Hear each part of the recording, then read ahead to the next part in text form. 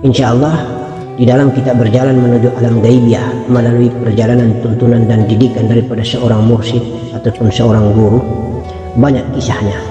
Untuk itu kita berfondasikan kepada rukun Islam yang 5. Yang pertama adalah mengucapkan 2 kalimat syahadat. Yang kedua melaksanakan salat 5 waktu sehari semalam. Yang ketiga melaksanakan ibadah puasa di bulan Ramadan. Yang keempat adalah menunaikan zakat fitrah. Dan yang kelima menunaikan ibadah haji di tanah suci Makkahil Mukarram Allah. Hakikat sejati yang perlu kita pahami adalah bahwa mulai dari rukun Islam yang pertama sampai dengan rukun Islam yang kelima, Allah menciptakan serba dua, ada jasmani dan ada ruhani, ada raga dan ada jiwa. Mengucapkan 2 kalimat syahadat adalah merupakan syahadat. Ada syahadat zahir dan ada syahadat batin, ada syahadat jasmani dan ada syahadat jiwa. Ada syahadat Allah, ada syahadat Muhammad. Melaksanakan sholat 5 waktu sehari semalam sama juga. Ada sholat zahir dan sholat batin. Mengamalkan ibadah puasa sama juga, ada puasa zahir dan puasa batin. Mengamalkan wudu zahir, wudu batin. Istinja zahir, istinja batin.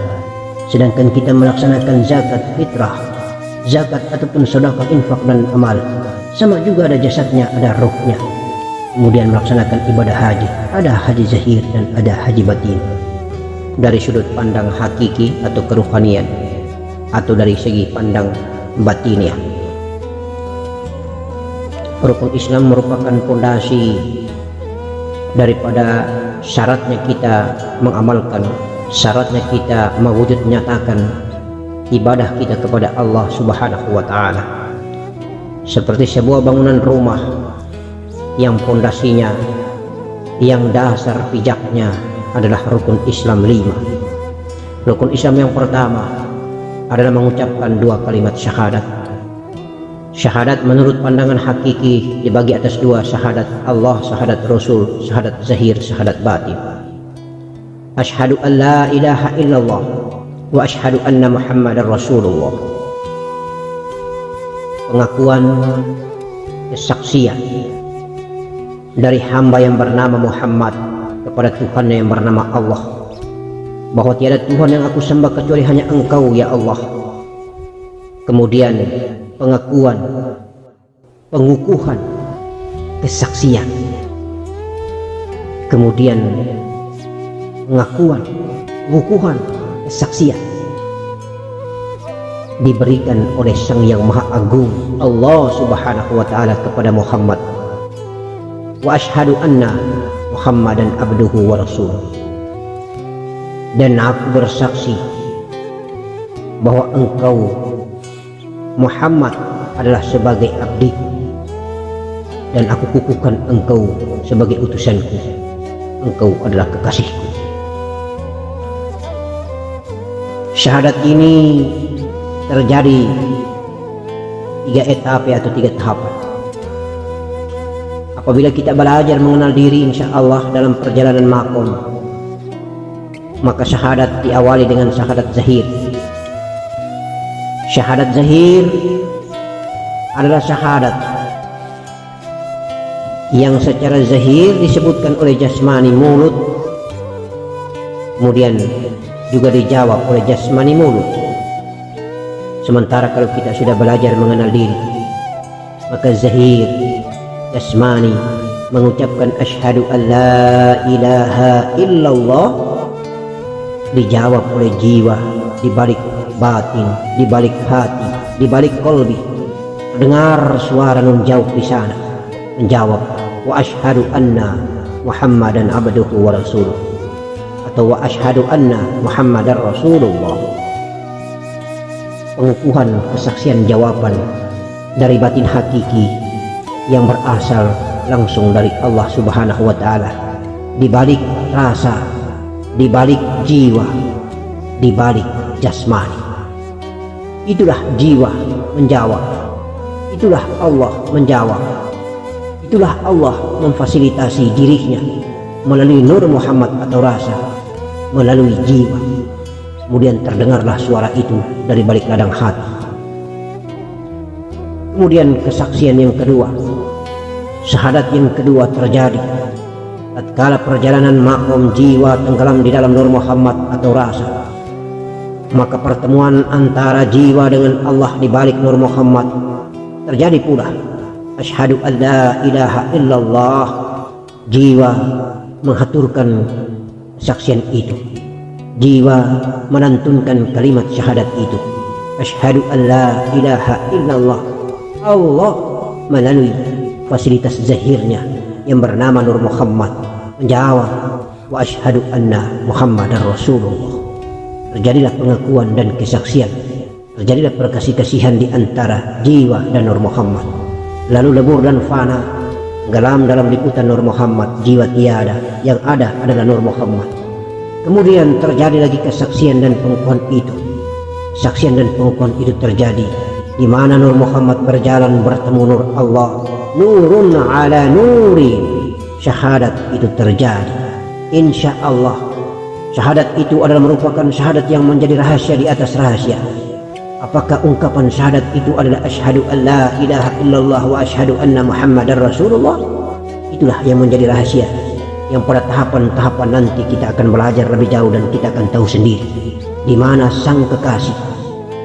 Insya Allah ketika berjalan menuju makom yang tertinggi itu, dia sendirilah yang mendengar rahasia itu, dia sendirilah yang mendengar khasanah rahasia ucapan syahadat itu. Apakah bunyi kalimat syahadat itu masih berbentuk kalimat atau berwujud kalimat atau berungkapkan kata-kata asyhadu an la ilaha illallah wa asyhadu anna Muhammadar Rasulullah, atau kalimat dan kalimat itu sudah tiada terjadi, yang ada hanyalah la hurfun wala haustin, atau pengalaman perasaan-perasaan ghaibiyah yang hanya dialami oleh pejalan-pejalan spiritual yang telah tiada. Kemudian yang ada hanyalah nur Muhammad bertemu dengan nur Allah. Nur Muhammad tiada, yang ada hanyalah nur Allah dalam liputan Sang Yang Maha Agung. Itulah tahapan-tahapan daripada pandangan hakiki terhadap syahadat, syahadat zahir dan syahadat batin. Kemudian yang kedua, melaksanakan sholat 5 waktu sehari semalam. Sama juga, ada sholat zahir dan sholat batin, sholat lahir dan sholat batin. Bagi kita belum belajar mengenal diri, maka jasmani kita mengangkat takbir sampai salam melaksanakan gerakan sholat. Jasmani kita pula yang merasakannya, jasmani kita pula yang mempunyai angan-angan dan menghayal bahwa sekarang kita bertemu Allah, sekarang kita bersujud dan menyembah di atas sajadah, bahwa kita telah bersujud dan menyembah Allah Subhanahu wa ta'ala. Tetapi sesungguhnya jasmani kita menghayal akan adanya Allah, meletakkan posisi duduknya Allah, posisi singgasananya Allah berada di alam otak atau alam khayali, alam imajinatif, alam menghayal-hayal, alam angan-angan akan adanya Allah Subhanahu wa ta'ala. Kemudian kita belajar mengenal diri, maka pada saat kita melaksanakan sholat, gerak-gerik indrawi lahir melaksanakan gerak takbir sampai dengan salam. Tetapi justru sekarang yang menghaturkan dan bercakap-cakap dengan Allah bukan lagi jasmani mulut yang berucapkan atau menghaturkan kata-kata, tetapi jiwalah yang kita simak, jiwalah yang jasmani menyimak ucapan-ucapan mulai dari kita Al-Fatihah dan pembacaan surat-surat lain, zikir dalam ruku dan sujud, dan selanjutnya sudah dilaksanakan oleh jiwa itu sendiri.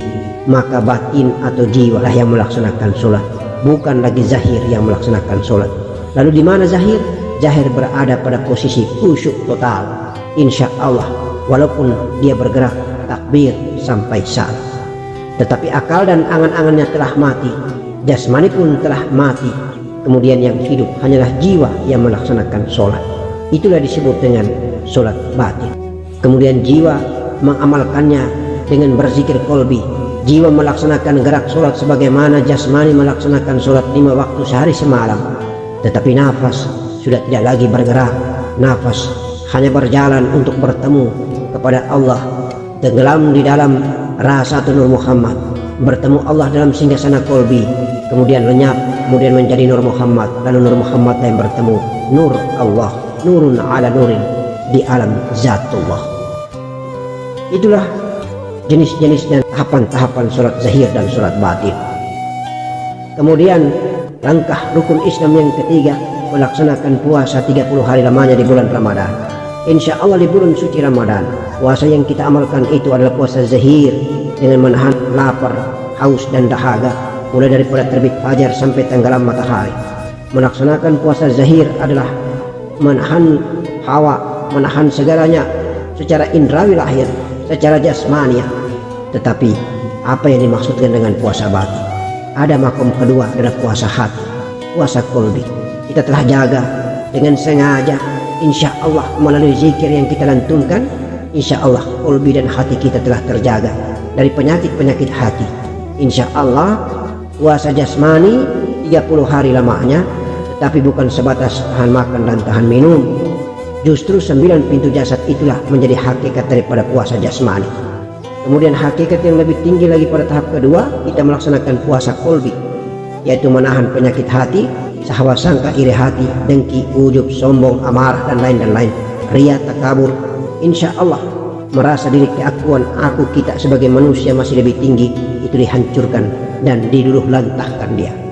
Itulah puasa zahir dan puasa batin. Zakat fitrah pun terdiri daripada zakat zahir dan zakat batin. Dari pandangan hakiki, sesungguhnya zakat makanan pokok kita ataupun zakat mal berupa uang dan harta emas kita adalah untuk membersihsucikan darah yang ada di jantung hati ini. Barang siapa ingin supaya jantung hatinya terbuka hijab oleh Allah Subhanahu wa taala, agar kolbinya menjadi singgasana Allah Subhanahu wa taala yang dipenuhi dengan nur dan cahaya Muhammad, maka insya Allah cucilah darah kotor yang ada di jantung ini dengan mengeluarkan zakat, infak dan sedekah.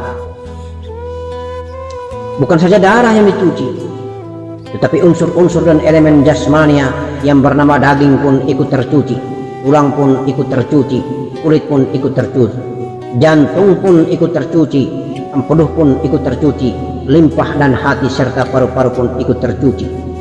Sesungguhnya imbas daripada ataupun efek dampak daripada kita mengeluarkan zakat adalah untuk mensuci bersihkan harta yang masuk menjadi makanan, diuangkan kemudian dibelanjakan, masuk menjadi makanan ke dalam darah, maka darah itulah yang akan dicuci. Menjadi daging itulah yang akan dicuci. Menjadi tulang itulah yang akan dicuci. Menjadi kulit itulah yang akan dicuci. Jantung pun dicuci, empedu pun dicuci, limpah pun dicuci, hati dan paru-paru pun dicuci. Semua elemen-elemen jasmani dicuci. Itulah yang disebut dengan zakat zahir. Jasmani harta itu diberikan kepada jasmani manusia, sementara batin dan roh daripada harta ini Allah meridhoi akan menempatkan di Baitul Mal, di Baitul Nur, Baitul ada yang tinggi dan tinggi di Al-Malakuti Nur wa Al-Malakuti Ruh. Insya Allah nama-nama Baitul inilah tempat tersimpannya zakat, infak dan sedekah kita, menjadi deposito penting ketika kita meninggalkan dunia. Malaikatul Zabania, Malaikatul Rohania, Malaikatul Zania, Malaikatul Salia, mereka ditugaskan Allah Subhanahu wa taala untuk mengambil hakiki daripada zakat, infak dan sedekah kita. Amal baik kita berupa harta yang kita pikul, berupa harta yang kita berikan sepanjang kita hidup di dunia ini, ditempatkan di makom baitul tertinggi itu. Insya Allah barangkali yang dimaksudkan dengan zakat zahir dan zakat batin itulah yang dimaksud. Kemudian haji zahir dan haji batin. Haji zahir semua kita telah kenal. Apabila ada yang mampu secara zahir insya Allah dengan keuangan dan ekonominya yang cukup, diberikan rezeki oleh Allah Subhanahu wa Ta'ala, maka jalanlah menuju Masjidil Haram, laksanakan rukun dan syarat haji yang bagus, sampai dengan sa'i, tawaf, kemudian cium Hajarul Aswad, insya Allah. Tetapi ketika kita melaksanakan ibadah haji batin, maka sama itu kita melaksanakan ibadah batin suami istri. Yang penting kita faham dan tahu ilmunya. Pada saat kita cium di sajadah, sajadah itu seperti simbol istri kita juga waktu kita sholat jasmani 5 waktu sehari semalam. Tatkala kita sujud dan mencium Hajarul Aswad, sama dengan kita sujud dan mencium sajadah, embar sajadah yang kita cintai. Mengandung makna hakikat dan makna makrifat, mengandung makna haji batin, dan juga mengandung perjalanan jiwa mi'raj bertemu Allah Subhanahu wa Ta'ala. Karena tidak semua hamba manusia yang saleh ketika dia melaksanakan di atas sajadah khusyuk dan total bertemu Allah. Tetapi tidak semua hamba Allah yang soleh ketika menggayuh kenikmatan biologis bersama istrinya, dia ingat kepada Allah Subhanahu wa Ta'ala.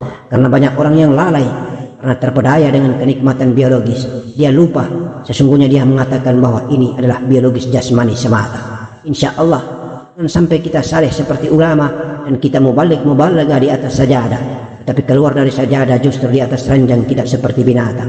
Insya Allah na'udzu billahi min zalik. Jangan sampai kita lalai. Di atas sajadah kita ulama, di atas ranjang pun kita ulama. Di atas sajadah kita saleh, maka di atas ranjang pun kita saleh. Itulah, di atas sajadah kita haji, maka di atas ranjang pun kita haji. Ada uang kita berangkat ke Makkah, haji pula lah kita. Maka itulah lengkap haji zahir dan haji batin. Insya Allah garis besar ini menandakan bahwa rukun Islam 5, ada zahirnya, ada batinnya, ada syariatnya, ada tasawufnya, ada syariatnya, ada hakikinya. Wassalamualaikum warahmatullahi wabarakatuh.